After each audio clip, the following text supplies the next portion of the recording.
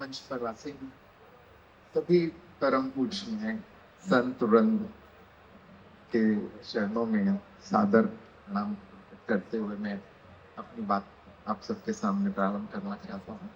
आप सभी को सादर नमस्कार। मेरे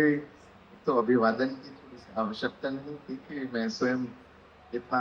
ऐसा महसूस कर रहा हूँ कि यहाँ आना ही अपने आप में इतना एक सम्मान का विषय है। आप लोगों का इतना प्रेम मिला, गुरुदेव का आशीर्वाद का हम हमेशा आकांक्षी रहे और पहली ही भेंट के बाद में ऐसा महसूस हुआ था कि इस काम में जुटना ही चाहिए, क्योंकि हम लोग कुछ जो काम करते हैं वो लगभग इसी तरीके का, उसकी एक आर्टिकुलेशन, उसकी अभिव्यक्ति थोड़ी सी जरूर डिफरेंट होती है। भगवान ऋषभ देव की जो हम 72 कलाएं, कौशल कलाएं और 64 ललित कलाओं जिनकी बात करने यहाँ इकट्ठे हुए, मैं स्वयं एक जैन होने के नाते मैं ऐसा तो कह सकता हूँ कि मैं जैनिज्म का प्रैक्टिशनर भी हूँ, साधक हूँ, मगर मैं इतनी गहराई से, इतनी बारीकी से इन सब चीजों को कभी नहीं समझ पाया था, ना मैं कभी उनका इस तरीके से पालन कर पाया था। लेकिन पिछले कुछ समय में जब से इन संपर्क में आया और विश्व ज्ञान की कल्पना से मैं परिचित हुआ, तब से मुझे लगा कि जो कुछ हम लोग काम कर रहे हैं वो कितना सार्थक हो सकता है और उसको क्या क्या नए आयाम मिल सकते हैं, नई दिशा मिल सकती है। आशीर्वाद गुरु वृंद का रहे तो ये सब चीजें और भी निखर कर आ सकती हैं और ये हमारे देश, दुनिया सबके लिए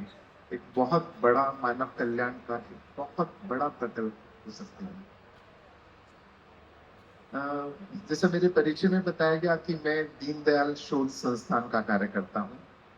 दीनदयाल शोध संस्थान जो है, इसकी स्थापना 1968 में श्रद्धेय नानाजी देशमुख और अटल बिहारी वाजपेयी जी ने की थी और इसका पीछे मुख्य उद्देश्य था एकात्म मानव दर्शन की जो एक अवधारणा अपने देश की है, इसको मूर्त रूप पर किस तरीके से हम धरातल पर उतार सकें। और मैं उसके विस्तार में नहीं जाऊंगा, ना मैं अभी संस्थान के बारे में बहुत अधिक बताना चाहता हूँ और ना इस फिलॉसफी का भी बहुत कोई बड़ा दर्शन देने की आवश्यकता है। लेकिन ये जो हम ऋषभ ज्ञान के माध्यम से जो बातें करना चाह रहे हैं और जो कर रहे हैं पिछले वर्षों से, वो कहीं ना कहीं उसी का एक बहुत छोटा सा स्वरूप जो है वो एकात्म मानव दर्शन में वो हमको देखने को मिलता है। एकात्म मानव दर्शन का जो प्रतिपादन था पंडित दीनदयाल उपाध्याय ने 1965 में इसी मुंबई में किया था।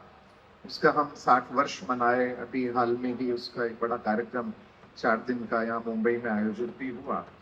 और उसमें जितने भी हम लोगों के बीच में विद्वान आए, उन सबकी कल्पना में यही था कि हम अपने महान भारत को और महान बनाने के लिए और जिस परम वैभव की हम बात करते हैं उसमें जो हमको हमारे पूर्वजों से, हमारे भगवान आचार्यों से हम सबको जो भी प्रेरणा मिली, उसको हम किस तरीके से आम लोगों के बीच में उतार पाए,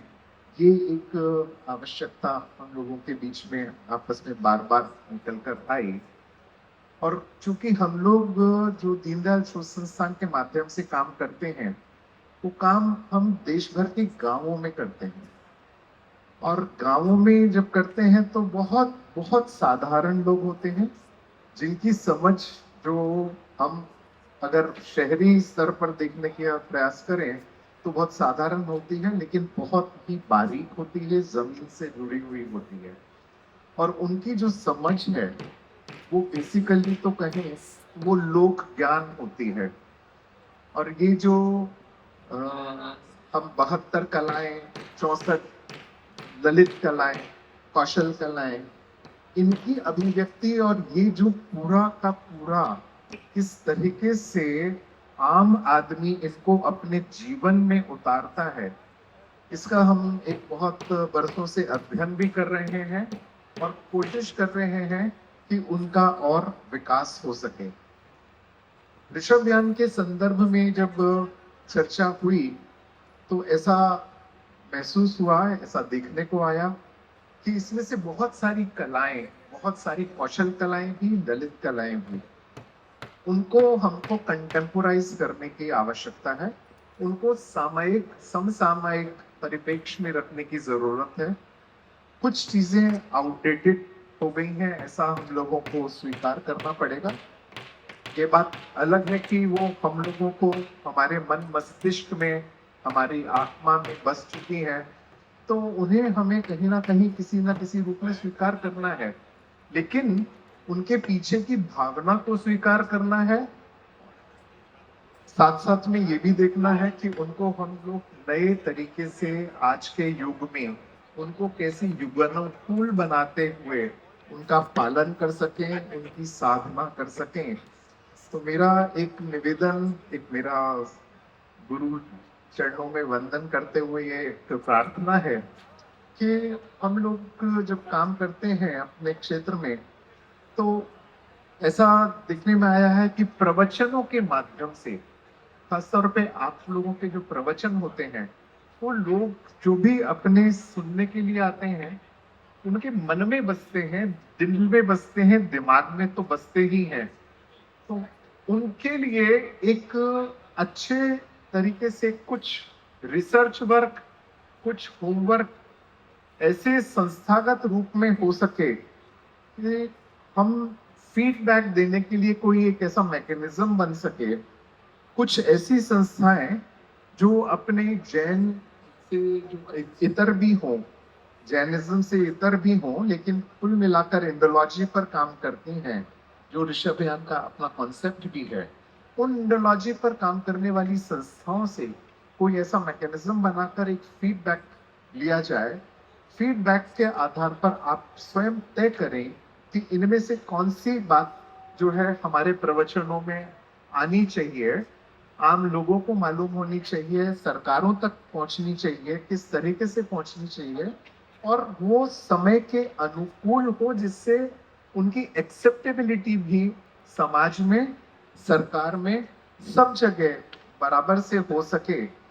ऐसा एक निवेदन आप सभी के चरणों में है कि कोई ऐसा आप लोग एक मैकेनिज्म तैयार करने के लिए इस पूरे के पूरे आयोजन का एक प्रयोग कर सकें हम लोग। यही बात कहकर मैं आप चरणों में पुनः वंदन करते हुए अपनी बात को विराम देता हूँ। नमस्कार।